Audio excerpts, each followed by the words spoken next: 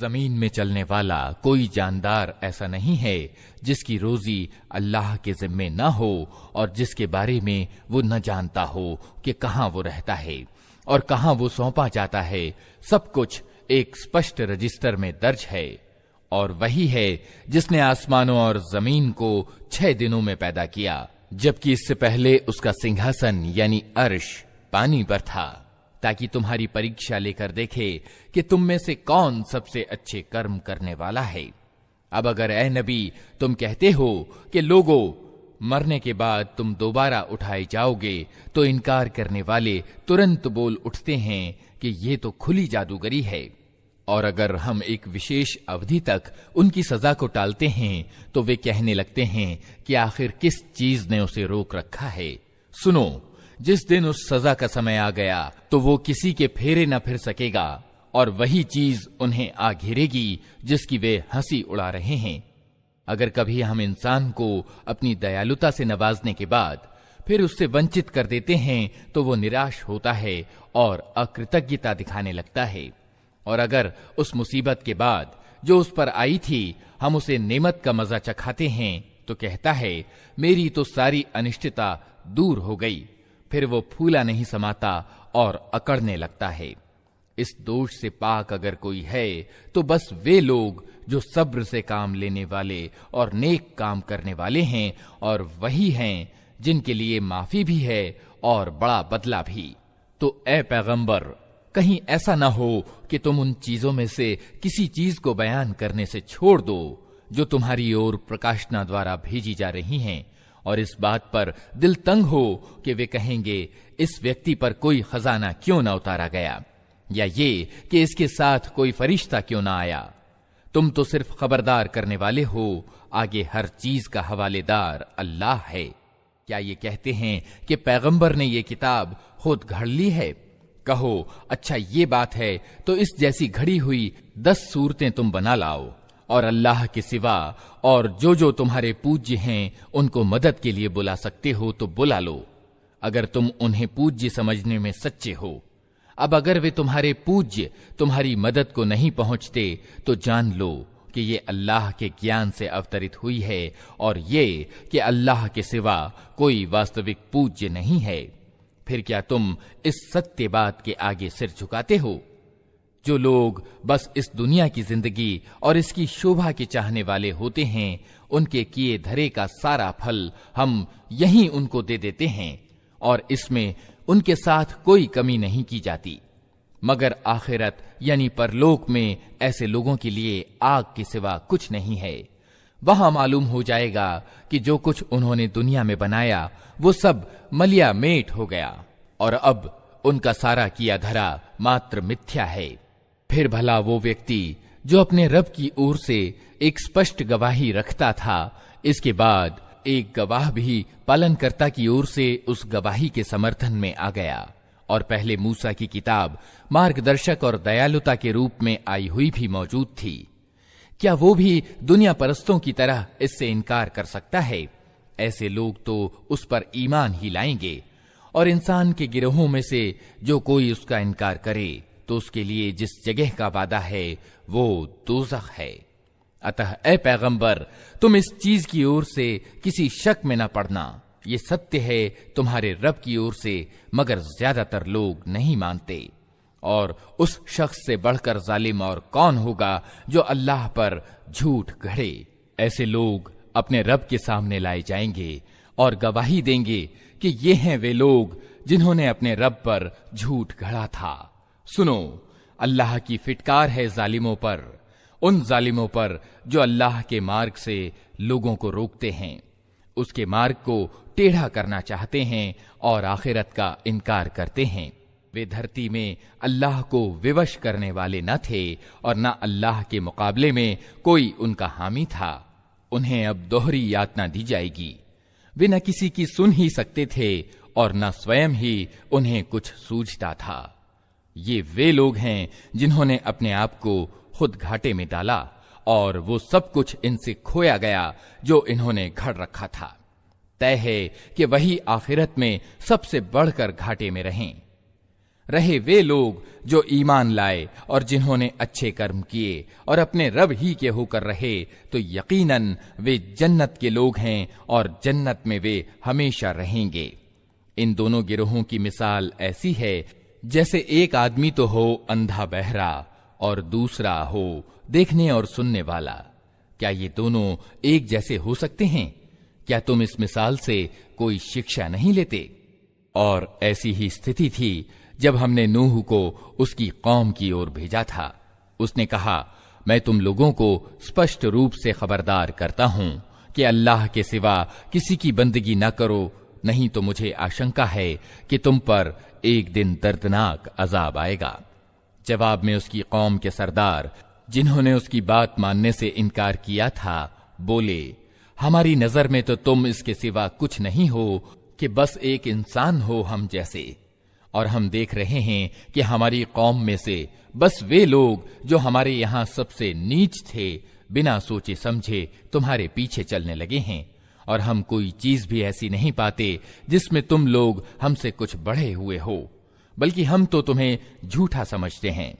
उसने कहा, ऐ कौम के भाइयों, तनिक सोचो तो सही कि अगर मैं अपने रब की ओर से एक स्पष्ट गवाही पर कायम था और फिर उसने मुझको अपनी विशेष दयालुता भी प्रदान की, मगर वो तुमको दिखाई न दी, तो आखिर हमारे पास क्या साधन है कि तुम मानना ना चाहो और हम जबरदस्ती उसको तुम्हारे सिर चिपका दें।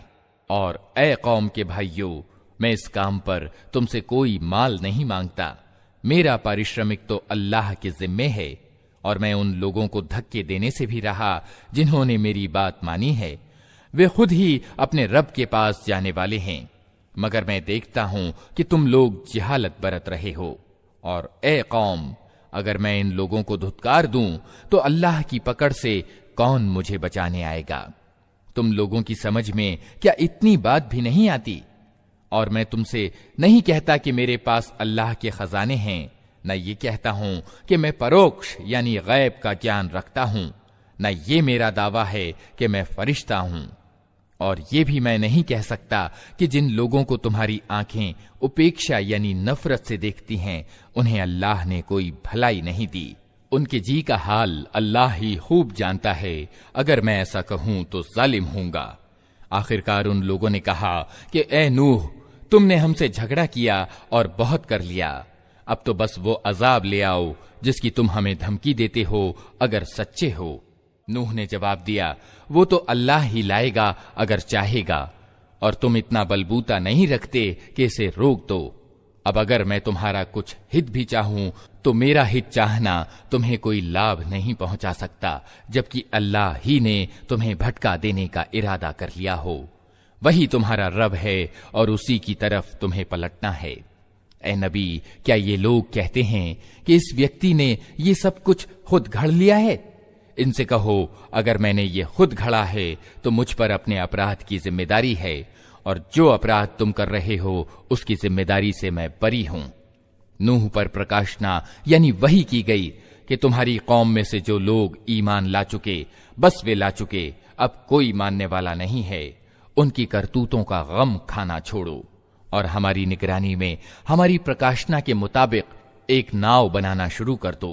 और देखो, जिन लोगों ने जुल्म किया है उनके लिए मुझसे कोई सिफारिश न करना, ये सारे के सारे अब डूबने वाले हैं। नूह नाव बना रहा था और उसकी कौम के सरदारों में से जो कोई उसके पास से गुजरता था वो उसकी हंसी उड़ाता था।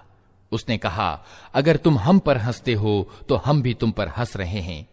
जल्द ही तुम्हें खुद मालूम हो जाएगा कि किस पर वो अजाब आता है जो उसे अपमानित कर देगा, और किस पर वो बला टूट पड़ती है जो टाले न टलेगी। यहां तक कि जब हमारा आदेश आ गया और वो तंदूर उबल पड़ा तो हमने कहा, हर प्रकार के जानवरों का एक एक जोड़ा नाव में रख लो, अपने घर वालों को भी सिवाय उन लोगों के जिनके बारे में पहले बताया जा चुका है उसमें सवार करा दो, और उन लोगों को भी बिठा लो जो ईमान लाए हैं। और थोड़े ही लोग थे जो नूह के साथ ईमान लाए थे।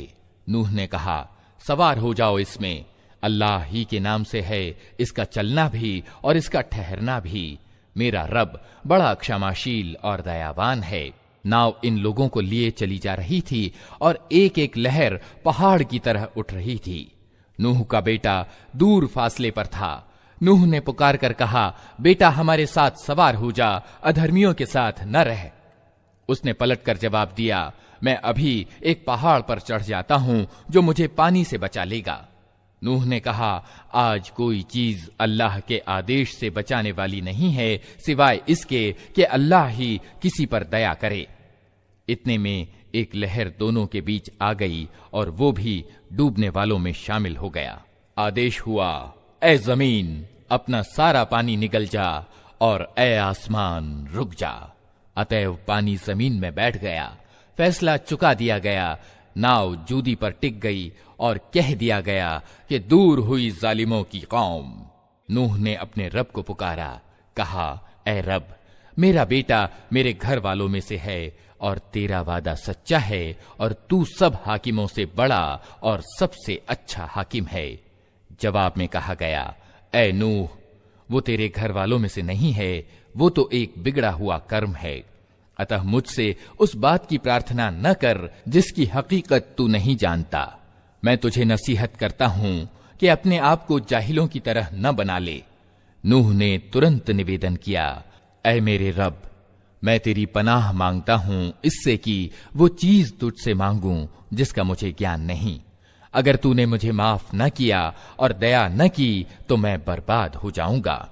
आदेश हुआ, ऐ नूह, उतर जा, हमारी ओर से सलामती और बरकतें हैं तुझ पर और उन गिरोहों पर जो तेरे साथ हैं, और कुछ गिरोह ऐसे भी हैं जिनको हम कुछ समय तक जिंदगी का सामान प्रदान करेंगे, फिर उन्हें हमारी ओर से दर्दनाक अजाब पहुंचेगा। ऐ नबी, ये परोक्ष की खबरें हैं जिनकी प्रकाशना यानी वही हम तुम्हारी ओर कर रहे हैं। इससे पहले न तुम इनको जानते थे और न तुम्हारी कौम। अतः सब्र से काम लो, अंतिम परिणाम परहेजगारों के ही हक में है। और आद की ओर हमने उनके भाई हूद को भेजा। उसने कहा, ऐ कौम के भाइयों, अल्लाह की बंदगी करो, तुम्हारा कोई खुदा उसके सिवा नहीं है, तुमने सिर्फ झूठ गढ़ रखे हैं। ऐ कौम के भाइयों, इस काम पर मैं तुमसे कोई बदला नहीं चाहता। मेरा पारिश्रमिक तो उसके जिम्मे है जिसने मुझे पैदा किया है। क्या तुम बुद्धि से तनिक काम नहीं लेते? और ऐ मेरी कौम के लोगों, अपने रब से माफी चाहो, फिर उसकी ओर पलटो, वो तुम पर आसमान के दहाने खोल देगा और तुम्हारी वर्तमान शक्ति में और ज्यादा शक्ति की अभिवृद्धि करेगा। अपराधी बनकर बंदगी से मुंह न फेरो। उन्होंने जवाब दिया, ऐ हूद, तू हमारे पास कोई खुली गवाही लेकर नहीं आया है और तेरे कहने से हम अपने इष्ट पूज्यों को नहीं छोड़ सकते और तुझ पर हम ईमान लाने वाले नहीं हैं। हम तो ये समझते हैं कि तेरे ऊपर हमारे पूज्यों में से किसी की मार पड़ गई है। हूद ने कहा, मैं अल्लाह की गवाही पेश करता हूं और तुम गवाह रहो कि ये जो अल्लाह के सिवा दूसरों को तुमने ईश्वरत्व में साझीदार बना रखा है, इससे मैं बेजार हूं। तुम सब के सब मिलकर मेरे विरुद्ध अपनी करनी में कमी न करो और मुझे तनिक भी मोहलत न दो। मेरा भरोसा अल्लाह पर है जो मेरा रब भी है और तुम्हारा रब भी। कोई जानदार ऐसा नहीं जिसकी चोटी उसके हाथ में ना हो। बेशक मेरा रब सीधे मार्ग पर है। अगर तुम मुंह फेरते हो तो फेर लो। जो संदेश देकर मैं तुम्हारे पास भेजा गया था वो मैं तुमको पहुंचा चुका हूं। अब मेरा रब तुम्हारी जगह दूसरी कौम को उठाएगा और तुम उसका कुछ ना बिगाड़ सकोगे। निस्संदेह मेरा रब हर चीज पर निगरां है। फिर जब आदेश आ गया तो हमने अपनी दयालुता से हूद को और उन लोगों को जो उसके साथ ईमान लाए थे मुक्त किया और एक भारी अजाब से उन्हें बचा लिया। ये हैं आद। अपने रब की आयतों से इन्होंने इनकार किया, उसके रसूल की बात न मानी और हर बड़े अत्याचारी सत्य के दुश्मन के पीछे चलते रहे। आखिरकार इस दुनिया में भी इन पर फिटकार पड़ी और कयामत के दिन भी। सुनो, आद ने अपने रब के साथ इनकार की नीति अपनाई। सुनो, दूर फेंक दिए गए आद हूद की कौम के लोग। और समूद की ओर हमने उनके भाई सालेह को भेजा। उसने कहा, ऐ मेरी कौम के लोगों, अल्लाह की बंदगी करो, उसके सिवा तुम्हारा कोई खुदा नहीं है। वही है जिसने तुमको जमीन से पैदा किया है और यहां तुमको बसाया है। अतः तुम उससे माफी चाहो और उसकी ओर पलट आओ। यकीनन मेरा रब करीब है और वो दुआओं का जवाब देने वाला है। उन्होंने कहा, ऐ सालेह, इससे पहले तू हमारे बीच ऐसा व्यक्ति था जिससे बड़ी उम्मीदें लगी थीं।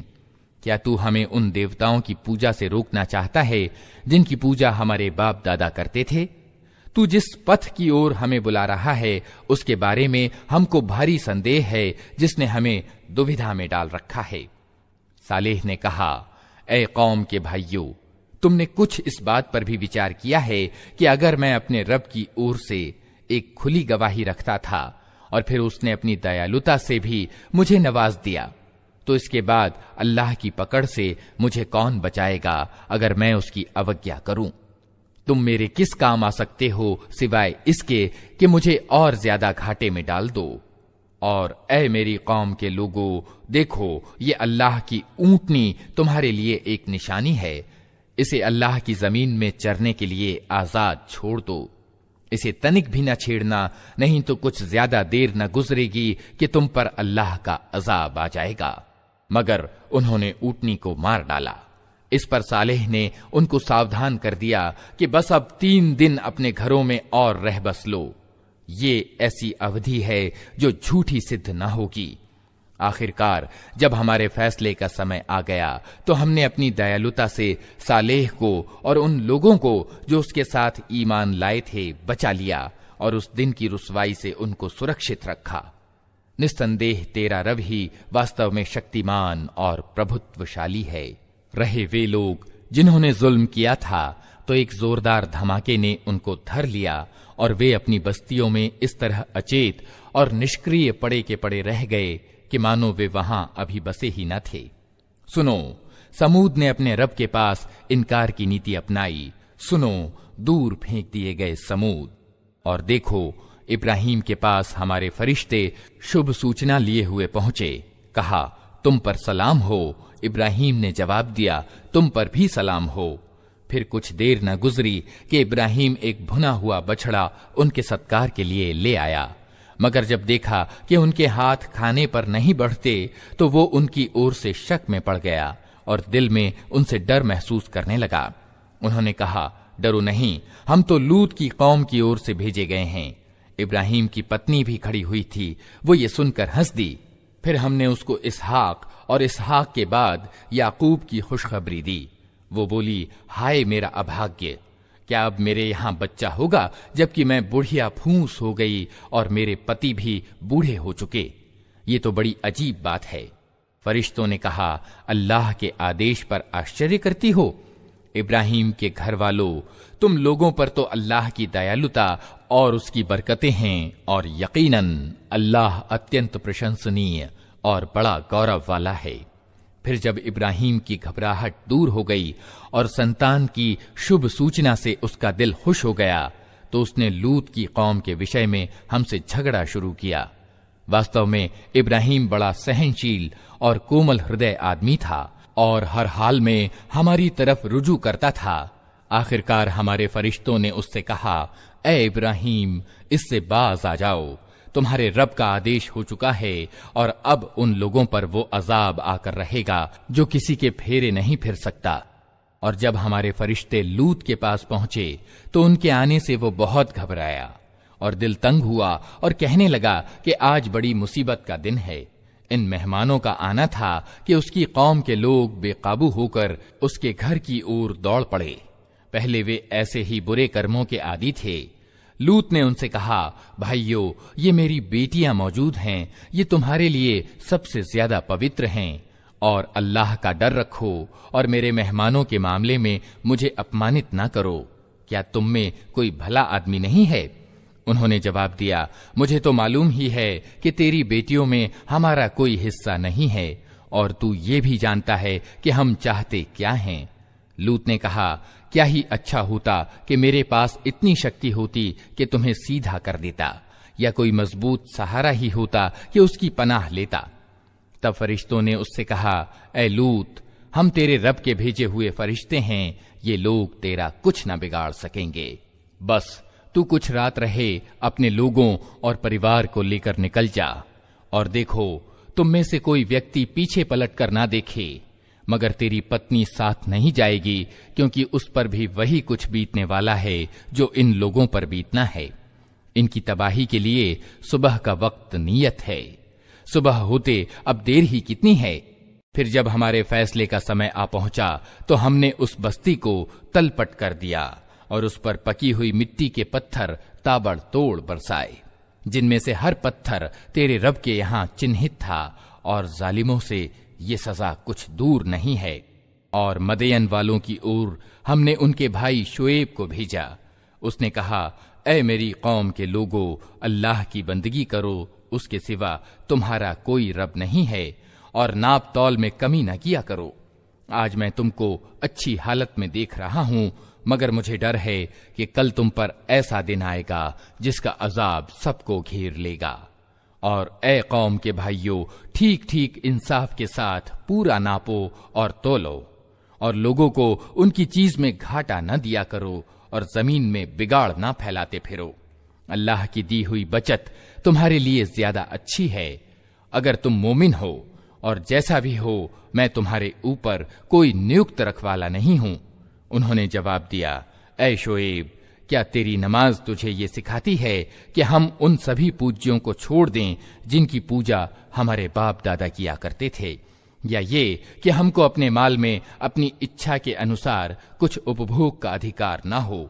बस तू ही तो एक उदार और सच्चा आदमी रह गया है। शोएब ने कहा, भाइयों, तुम स्वयं ही सोचो कि अगर मैं अपने पालनहार की ओर से एक खुली गुमराही यानी स्पष्ट प्रमाण पर था और उसने मुझे अपने यहां से अच्छी रोजी भी प्रदान की, तो इसके बाद मैं तुम्हारी गुमराहियों और हरामखोरियों में तुम्हारा साथ कैसे दे सकता हूं? और मैं हरगिज ये नहीं चाहता कि जिन बातों से मैं तुमको रोकता हूं उनको खुद मैं करूं। मैं तो सुधार करना चाहता हूं जहां तक भी मेरा बस चले, और ये जो कुछ मैं करना चाहता हूं वो पूरी तरह अल्लाह के योगदान पर निर्भर करता है। उसी पर मैंने भरोसा किया और हर मामले में उसी की तरफ रुजू करता हूं। और ए कौम के भाइयों, मेरे विरुद्ध तुम्हारी हठधर्मी कहीं ये नौबत ना पहुंचा दे कि आखिरकार तुम पर भी वही अजाब आकर रहे जो नूह या हूद या सालेह की कौम पर आया था। और लूत की कौम तो तुमसे कुछ ज्यादा दूर भी नहीं है। देखो, अपने रब से माफी मांगो और उसकी ओर पलट आओ। बेशक मेरा रब दयावान है और अपने पैदा किए हुए प्राणी यानी मखलूक से प्रेम करता है। उन्होंने जवाब दिया, ऐ शोएब, तेरी बहुत सी बातें तो हमारी समझ में ही नहीं आती, और हम देखते हैं कि तू हमारे बीच एक शक्तिहीन आदमी है। तेरी बिरादरी न होती तो हम कभी का पथराव करके तुझे मार डालते। तेरा बलबूता तो इतना नहीं है कि हम पर भारी हो। शुएब ने कहा, भाइयों, क्या मेरी बिरादरी तुम पर अल्लाह से ज्यादा भारी है कि तुमने बिरादरी का तो डर रखा और अल्लाह को बिल्कुल पीठ पीछे डाल दिया? जान रखो कि जो कुछ तुम कर रहे हो वो अल्लाह की पकड़ से बाहर नहीं है। ऐ मेरी कौम के लोगों, तुम अपने तरीके पर काम किए जाओ और मैं अपने तरीके पर करता रहूंगा। जल्दी ही तुम्हें मालूम हो जाएगा कि किस पर अपमानजनक अजाब आता है और कौन झूठा है। तुम भी इंतजार करो और मैं भी तुम्हारे साथ बाट देख रहा हूं। आखिरकार जब हमारे फैसले का समय आ गया तो हमने अपनी दयालुता से शुएब और उसके साथी ईमान वालों को बचा लिया, और जिन लोगों ने जुल्म किया था उनको एक सख्त धमाके ने ऐसा पकड़ा कि वे अपनी बस्तियों में अचेत और निष्क्रिय पड़े के पड़े रह गए, मानो वे कभी वहां रहे बसे ही न थे। सुनो, मदैन वाले भी दूर फेंक दिए गए जिस तरह समूद फेंके गए थे। और मूसा को हमने अपनी निशानियों और नियुक्ति के स्पष्ट प्रमाणों के साथ फिरौन और उसके राज्य के सरदारों की ओर भेजा, मगर उन्होंने फिरौन के आदेश का पालन किया। हालांकि फिरौन का आदेश सत्यता पर आधारित न था। क़यामत के दिन वो अपनी कौम के आगे आगे होगा और नेतृत्व में उन्हें नरक की ओर ले जाएगा। कैसा बुरा घाट है ये जिस पर कोई पहुंचे। और उन लोगों पर दुनिया में भी लानत पड़ी और क़यामत के दिन भी पड़ेगी। कैसा बुरा बदला है ये जो किसी को मिले। ये कुछ बस्तियों का वृत्तांत है जो हम तुम्हें सुना रहे हैं। उनमें से कुछ अब भी खड़ी हैं और कुछ की फसल कट चुकी है। हमने उन पर जुल्म नहीं किया, उन्होंने खुद ही अपने ऊपर जुल्म किया। और जब अल्लाह का आदेश आ गया तो उनके वे पूज्य जिन्हें वे अल्लाह को छोड़कर पुकारा करते थे, उनके कुछ काम न आ सके और उन्होंने बर्बादी के सिवा उन्हें कुछ लाभ न पहुंचाया। और तेरा रब जब किसी जालिम बस्ती को पकड़ता है तो फिर उसकी पकड़ ऐसी ही हुआ करती है। वास्तव में उसकी पकड़ बड़ी ही कड़ी और दर्दनाक होती है। वास्तविकता ये है कि इसमें एक निशानी है हर उस व्यक्ति के लिए जो आखिरत के अजाब से डरे। वो एक दिन होगा जिसमें सब लोग जमा होंगे और फिर जो कुछ भी उस दिन होगा सबकी आंखों के सामने होगा। हम उसके लाने में कुछ बहुत ज्यादा विलंब नहीं कर रहे हैं, बस एक गिनी चुनी मुद्दत उसके लिए निश्चित है। जब वो समय आएगा तो किसी को बात करने की मजाल न होगी। ये और बात है कि अल्लाह की अनुज्ञा से कुछ निवेदन करे। फिर कुछ लोग उस दिन अभागे होंगे और कुछ सौभाग्यशाली। जो अभागे होंगे वे दोज़ख में जाएंगे, जहां गर्मी और प्यास की तेजी से वे हांफेंगे और फुंकार मारेंगे और इसी हालत में वे हमेशा रहेंगे जब तक जमीन और आसमान कायम हैं। ये और बात है कि तेरा रब कुछ और चाहे। बेशक तेरे रब को पूरा अधिकार प्राप्त है, जो चाहे करे। रहे वे लोग जो सौभाग्यशाली निकलेंगे तो वे जन्नत में जाएंगे और वहां वे हमेशा रहेंगे जब तक जमीन और आसमान कायम हैं। ये और बात है कि तेरा रब कुछ और चाहे। ऐसा उपकार उनको मिलेगा जिसका सिलसिला कभी टूटेगा नहीं। अतः ए नबी, तू उन पूज्यों की ओर से किसी शक में न रहे जिनकी ये लोग पूजा कर रहे हैं। ये तो बस लकीर के फकीर बने हुए उसी तरह पूजा पाठ किए जा रहे हैं जिस तरह पहले इनके बाप दादा करते थे, और हम इनका हिस्सा इन्हें भरपूर देंगे बिना इसके कि उसमें कुछ कटौती हो। हम इससे पहले मूसा को भी किताब दे चुके हैं और उसके विषय में भी विभेद किया गया था, जिस तरह आज इस किताब के विषय में किया जा रहा है जो तुम्हें दी गई है। अगर तेरे रब की ओर से एक बात पहले ही निश्चित न कर दी गई होती तो उन विभेद करने वालों के बीच कभी का फैसला चुका दिया गया होता। ये वास्तविकता है कि ये लोग उसकी ओर से शक और दुविधा में पड़े हुए हैं, और ये भी वास्तविकता है कि तेरा रब उन्हें उनके कर्मों का पूरा पूरा बदला देकर रहेगा। यकीनन वो उनकी सब हरकतों की खबर रखता है। अतः ए नबी, तुम और तुम्हारे वे साथी जो इनकार और विद्रोह से ईमान और आज्ञा पालन की ओर पलट आए हैं, ठीक ठीक सीधे मार्ग पर जमे रहो जैसा कि तुम्हें आदेश दिया गया है, और बंदगी की सीमा का उल्लंघन न करो। जो कुछ तुम कर रहे हो उस पर तुम्हारा रब निगाह रखता है। इन जालिमों की ओर तनिक भी झुकना नहीं तो जहन्नम की लपेट में आ जाओगे और तुम्हें ऐसा कोई मित्र और संरक्षक न मिलेगा जो अल्लाह से तुम्हें बचा सके और कहीं से तुमको मदद न पहुंचेगी। और देखो, नमाज कायम करो दिन के दोनों सिरों पर और कुछ रात बीतने पर। वास्तव में नेकियां बुराइयों को दूर कर देती हैं। ये एक याद दहानी है उन लोगों के लिए जो अल्लाह को याद रखने वाले हैं। और सब्र कर, अल्लाह नेकी करने वालों का बदला कभी अकारथ नहीं करता। फिर क्यों ना उन कौमों में जो तुमसे पहले गुजर चुकी हैं ऐसे भलाई वाले मौजूद रहे जो लोगों को जमीन में बिगाड़ पैदा करने से रोकते। ऐसे लोग निकले भी तो बहुत कम, जिनको हमने उन कौमों में से बचा लिया, वरना जालिम लोग तो उन्हीं मजों के पीछे पड़े रहे जिनके सामान उन्हें बहुतायत के साथ दिए गए थे और वे अपराधी बनकर रहे। तेरा रब ऐसा नहीं है कि बस्तियों को अकारण तबाह कर दे, हालांकि उनके निवासी सुधारक हों। बेशक तेरा रब अगर चाहता तो सारे इंसानों को एक गिरोह बना सकता था, मगर अब तो वे विभिन्न तरीकों पर ही चलते रहेंगे और पथ भ्रष्टताओं से सिर्फ वे लोग बचेंगे जिन पर तेरे रब की दयालुता है।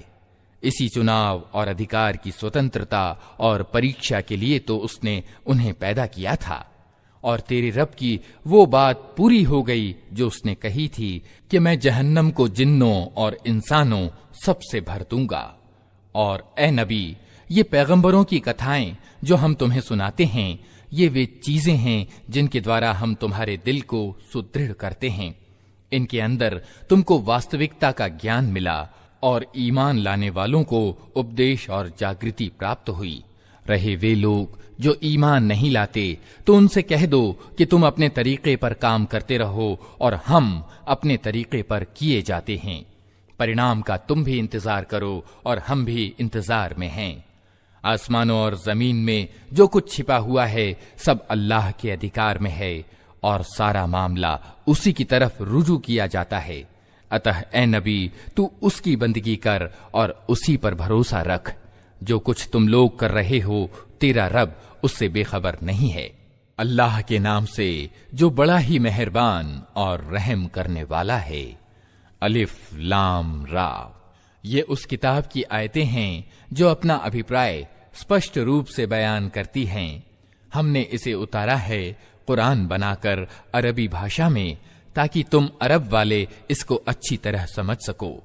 ए नबी, हम इस कुरान को तुम्हारी ओर प्रकाश न करके उत्तम शैली में घटनाएं और तथ्य तुमसे बयान करते हैं, वरना इससे पहले तो इन चीजों से तुम बिल्कुल ही बेखबर थे। ये उस समय की बात है जब यूसुफ ने अपने बाप से कहा, अब्बा जान, मैंने ख्वाब देखा है कि 11 सितारे हैं और सूरज और चांद हैं और वे मुझे सजदा कर रहे हैं। जवाब में उसके बाप ने कहा, बेटा, अपना ये ख्वाब अपने भाइयों को न सुनाना, नहीं तो वे तुझे तकलीफ पहुंचाने पर उतारू हो जाएंगे। वास्तविकता यह है कि शैतान आदमी का खुला दुश्मन है और ऐसा ही होगा जैसा तूने ख्वाब में देखा है कि तेरा पालनहार तुझे अपने काम के लिए चुनेगा और तुझे बातों की तह तक पहुंचना सिखाएगा और तेरे ऊपर और याकूब के लोगों पर अपनी नेमत उसी तरह पूरी करेगा जिस तरह इससे पहले वो तेरे बुजुर्गों इब्राहिम और इसहाक पर कर चुका है। यकीनन तेरा रब सर्वज्ञ और तत्वदर्शी है। वास्तविकता यह है कि यूसुफ और उसके भाइयों की कथा में इन पूछने वालों के लिए बड़ी निशानियां हैं। ये किस्सा इस तरह शुरू होता है कि उसके भाइयों ने आपस में कहा, ये यूसुफ और इसका भाई दोनों हमारे बाप को हम सबसे ज्यादा प्रिय हैं, हालांकि हम एक पूरा जत्था हैं। सच्ची बात यह है कि हमारे अब्बा जान बिल्कुल ही बहक गए हैं। चलो यूसुफ को मार डालो या उसे कहीं फेंक दो, ताकि तुम्हारे बाप का ध्यान केवल तुम्हारी ओर ही हो जाए। ये काम कर लेने के बाद फिर नेक बन रहना। इस पर उनमें से एक बोला, यूसुफ का कत्ल न करो, अगर कुछ करना है तो उसे किसी अंधे कुएं में डाल दो, कोई आता जाता काफिला उसे निकाल ले जाएगा। इस प्रस्ताव पर उन्होंने जाकर अपने बाप से कहा, अब्बा जान, क्या बात है कि आप यूसुफ के बारे में हम पर भरोसा नहीं करते, हालांकि हम उसके सच्चे हितैषी हैं। कल उसे हमारे साथ भेज दीजिए, कुछ चर चुग लेगा और खेलकूद से भी दिल बहलाएगा। हम उसकी रक्षा को मौजूद हैं। बाप ने कहा, तुम्हारा उसे ले जाना मेरे लिए दुख की बात होती है और मुझे डर है कि कहीं उसे भेड़िया ना फाड़ खाए, जबकि तुम उससे गाफिल हो। उन्होंने जवाब दिया, अगर हमारे होते उसे भेड़िए ने खा लिया, जबकि हम एक जत्था हैं, तब तो हम बड़े ही निकम्मे होंगे। इस तरह जिद करके जब वे उसे ले गए और उन्होंने तय कर लिया कि उसे एक अंधे कुएं में छोड़ दें, तो हमने यूसुफ की ओर प्रकाशना की कि एक समय आएगा जब तू इन लोगों को इनकी ये हरकत जताएगा। ये अपने कर्म के परिणामों से बेखबर हैं। शाम को वे रोते पीटते अपने बाप के पास आए और कहा, अब्बा जान, हम दौड़ का मुकाबला करने में लग गए थे और यूसुफ को हमने अपने सामान के पास छोड़ दिया था कि इतने में भेड़िया आकर उसे खा गया। आप हमारी बात का विश्वास न करेंगे, चाहे हम सच्चे ही हों। और वे यूसुफ की कमीज पर झूठ मूठ का खून लगाकर ले आए थे। ये सुनकर उनके बाप ने कहा, बल्कि तुम्हारे जी ने तुम्हारे लिए एक बड़े काम को आसान बना दिया। अच्छा, सब्र करूंगा और खूब अच्छी तरह सब्र करूंगा। जो बात तुम बना रहे हो उस पर अल्लाह ही से मदद मांगी जा सकती है। उधर एक काफिला आया और उसने अपने पानी भरने वाले सक्के को पानी लाने के लिए भेजा। पानी भरने वाले ने जो कुएं में डोल डाला तो यूसुफ को देखकर पुकार उठा, मुबारक हो, यहां तो एक लड़का है। उन लोगों ने उसको सौदागरी का माल समझकर छिपा लिया। हालांकि जो कुछ वे कर रहे थे अल्लाह को उसका पूरा ज्ञान था। आखिरकार उन्होंने थोड़े से मूल्य पर कुछ दिरहमों के बदले उसे बेच डाला और उसकी कीमत के मामले में वे कुछ ज्यादा की उम्मीद न रखते थे। मिस्र के जिस व्यक्ति ने उसे खरीदा उसने अपनी बीवी से कहा, इसको अच्छी तरह रखना, असंभव नहीं कि ये हमारे लिए लाभदायक सिद्ध हो या हम इसे बेटा बना लें। इस तरह हमने यूसुफ के लिए उस भूभाग में कदम जमाने की राह निकाली और उसे मामले की समझ की शिक्षा देने का प्रबंध किया। अल्लाह अपना काम करके रहता है, मगर ज्यादातर लोग जानते नहीं हैं। और जब वो अपनी पूरी जवानी को पहुंचा तो हमने उसे निर्णय शक्ति और ज्ञान प्रदान किया। इस तरह हम नेक लोगों को बदला देते हैं। जिस औरत के घर में वो था वो उस पर डोरे डालने लगी और एक दिन दरवाजे को बंद करके बोली, आजा। यूसुफ ने कहा, अल्लाह की पनाह, मेरे रब ने तो मुझे अच्छा दर्जा प्रदान किया और मैं ये काम करूं? ऐसे जालिम कभी सफल नहीं हुआ करते। वो उसकी ओर बढ़ी और यूसुफ भी उसकी ओर बढ़ता अगर अपने रब का प्रमाण न देख लेता। ऐसा हुआ ताकि हम उससे बुराई और बेहयाई को दूर कर दें। वास्तव में वो हमारे चुने हुए बंदों में से था।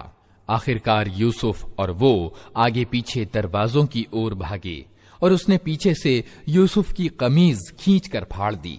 दरवाजे पर दोनों ने उसके शौहर को मौजूद पाया।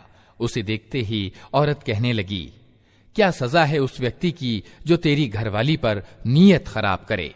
इसके सिवा और क्या सजा हो सकती है कि वो कैद किया जाए या उसे सख्त यातना दी जाए? यूसुफ ने कहा, यही मुझे फांसने की कोशिश कर रही थी। उस औरत के अपने घराने में से एक व्यक्ति ने अनुमान की गवाही पेश की कि अगर यूसुफ की कमीज आगे से फटी हो तो औरत सच्ची है और ये झूठा, और अगर उसकी कमीज पीछे से फटी हो तो औरत झूठी है और ये सच्चा। जब पति ने देखा कि यूसुफ की कमीज पीछे से फटी है तो उसने कहा, ये तुम औरतों की चालाकियां हैं। वास्तव में बड़े गजब की होती हैं तुम्हारी चालें। यूसुफ इस मामले को जाने दे और ए औरत, तू अपने कसूर की माफी मांग, तू ही वास्तव में खताकार थी। शहर की औरतें आपस में चर्चा करने लगीं कि प्रमुख अधिकारी अजीज की पत्नी अपने नवयुवक गुलाम के पीछे पड़ी हुई है। मोहब्बत ने उसको बेकाबू कर रखा है। हमारी दृष्टि में तो वो खुली गलती कर रही है। उसने जो उनकी ये मक्कारी की बातें सुनी तो उनको बुलावा भेज दिया और उनके लिए तकियादार मजलिस सजाई और सत्कार में हर एक के आगे एक एक छुरी रख दी। फिर ठीक उस समय जब वे फल काट काट कर खा रही थीं, उसने यूसुफ को इशारा किया कि उनके सामने निकल आ। जब उन औरतों की निगाह उस पर पड़ी तो वे दंग रह गईं और अपने हाथ काट बैठीं और सहसा पुकार उठीं, अल्लाह की पनाह, ये व्यक्ति इंसान नहीं है, ये तो कोई बुजुर्ग फरिश्ता है। प्रमुख अधिकारी की बीवी ने कहा, देख लिया, ये है वो व्यक्ति जिसके मामले में तुम मुझ पर बातें बनाती थीं। बेशक मैंने इसे रिझाने की कोशिश की थी, मगर ये बच निकला। अगर ये मेरा कहना न मानेगा तो कैद किया जाएगा और बहुत रुस्वा और अपमानित होगा। यूसुफ ने कहा, ऐ मेरे रब, कैद मुझे पसंद है इसकी अपेक्षा कि मैं वो काम करूं जो ये लोग मुझसे चाहते हैं, और अगर तूने इनकी चालों को मुझसे न टाला तो मैं इनके जाल में फंस जाऊंगा और जाहिलों में शामिल होकर रहूंगा। उसके रब ने उसकी दुआ स्वीकार की और उन औरतों की चालें उससे दूर कर दीं। बेशक वही है जो सबकी सुनता और सब कुछ जानता है। फिर उन लोगों को ये सूझी कि एक मुद्दत के लिए उसे कैद कर दें, हालांकि वे उसकी पाक दामनी और खुद अपनी औरतों के बुरे आचार व्यवहार की खुली निशानियां देख चुके थे। जेल में 2 गुलाम और भी उसके साथ दाखिल हुए। एक दिन उनमें से एक ने कहा, मैंने ख्वाब देखा है कि मैं शराब निचोड़ रहा हूं। दूसरे ने कहा, मैंने देखा कि मेरे सिर पर रोटियां रखी हैं और पक्षी उनको खा रहे हैं। दोनों ने कहा, हमें इसकी ताबीर यानी स्वप्न फल बता दीजिए, हम देखते हैं कि आप एक नेक आदमी हैं। यूसुफ ने कहा, यहाँ जो खाना तुम्हें मिला करता है, उसके आने से पहले मैं तुम्हें इन ख्वाबों की ताबीर बता दूंगा। ये उन ज्ञान की चीजों में से है जो मेरे रब ने मुझे प्रदान की हैं। वास्तविकता ये है कि मैंने उन लोगों का तरीका छोड़कर जो अल्लाह पर ईमान नहीं लाते और आखिरत का इनकार करते हैं, अपने पूर्वजों इब्राहीम, इसहाक और याकूब का तरीका अपनाया है। हमारा ये काम नहीं है कि अल्लाह के साथ किसी को साझी ठहराएं। वास्तव में ये अल्लाह का उदार अनुग्रह है हम पर और सारे इंसानों पर कि उसने अपने सिवा किसी का बंदा हमें नहीं बनाया, मगर ज्यादातर लोग कृतज्ञता नहीं दिखाते। ऐ कारागार के साथियों, तुम खुद ही सोचो कि बहुत से विभिन्न रब अच्छे हैं या वो एक अल्लाह जिसे सब पर प्रभुत्व प्राप्त है। उसे छोड़कर तुम जिनकी बंदगी कर रहे हो वे इसके सिवा कुछ नहीं हैं कि बस कुछ नाम हैं जो तुमने और तुम्हारे बाप दादा ने रख लिए हैं। अल्लाह ने उनके लिए कोई सनद नहीं उतारी। शासन की सत्ता अल्लाह के सिवा किसी के लिए नहीं है। उसका आदेश है कि खुद उसके सिवा तुम किसी की बंदगी न करो। यही ठेठ सीधी जीवन प्रणाली है, मगर ज्यादातर लोग जानते नहीं हैं। ऐ कारागार के साथियों, तुम्हारे ख्वाब की ताबीर ये है कि तुम में से एक तो अपने रब यानी मिस्र के सम्राट को शराब पिलाएगा, रहा दूसरा तो उसे सूली पर चढ़ाया जाएगा और पक्षी उसका सिर नोच नोच कर खाएंगे। फैसला हो गया उस बात का जो तुम पूछ रहे थे। फिर उनमें से जिसके संबंध में ख्याल था कि वो रिहा हो जाएगा, उससे यूसुफ ने कहा कि अपने रब यानी मिस्र के सम्राट से मेरी चर्चा करना। मगर शैतान ने उसे गफलत में ऐसा डाला कि वो अपने रब यानी मिस्र के बादशाह से उसकी चर्चा करना भूल गया और यूसुफ कई वर्ष जेल में पड़ा रहा। एक दिन बादशाह ने कहा, मैंने ख्वाब में देखा है कि 7 मोटी गायें हैं जिनको 7 दुबली गायें खा रही हैं और अनाज की 7 बालें हरी हैं और दूसरी 7 सूखी। ऐ दरबारियों, मुझे इस ख्वाब की ताबीर बताओ अगर तुम ख्वाबों का अर्थ समझते हो। लोगों ने कहा, ये तो उलझन भरे ख्वाब की बातें हैं और हम इस तरह के ख्वाबों का अर्थ नहीं जानते। उन 2 कैदियों में से जो व्यक्ति बच गया था और उसे एक लंबे समय के बाद अब बात याद आई, उसने कहा, मैं आप सब लोगों को इसकी तफसील बताता हूं। मुझे तनिक जेल में यूसुफ के पास भेज दीजिए। उसने जाकर कहा, यूसुफ, ऐ सच्चाई के पुतले, मुझे इस ख्वाब का अर्थ बता कि 7 मोटी गायें हैं जिनको 7 दुबली गायें खा रही हैं और 7 बालें हरी हैं और 7 सूखी। शायद कि मैं उन लोगों के पास वापस जाऊं और शायद कि वे जान लें। यूसुफ ने कहा, 7 साल तक लगातार तुम खेती बाड़ी करते रहोगे।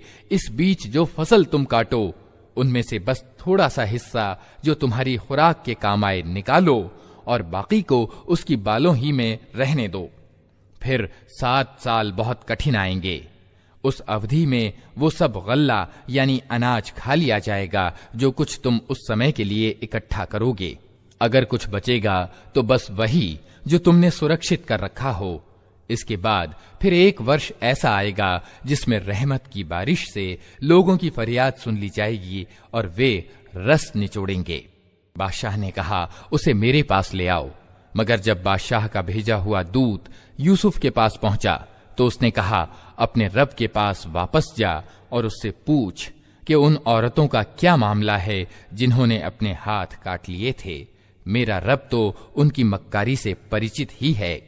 इस पर बादशाह ने उन औरतों से पूछा, तुम्हारा क्या अनुभव है उस समय का जब तुमने यूसुफ को रिझाने की कोशिश की थी? सबने एक जबान होकर कहा, अल्लाह की पनाह, हमने तो उसमें बुराई की झलक तक न पाई। प्रमुख अधिकारी की बीवी बोल उठी, अब सत्य खुल चुका है। वो मैं ही थी जिसने उसको फुसलाने की कोशिश की थी। बेशक वो बिल्कुल सच्चा है। यूसुफ ने कहा, इससे मेरा उद्देश्य ये था कि प्रमुख अधिकारी ये जान ले कि मैंने छिपकर उसके साथ विश्वासघात नहीं किया था और ये कि जो विश्वासघात करते हैं उनकी चालों को अल्लाह सफलता की राह पर नहीं लगाता।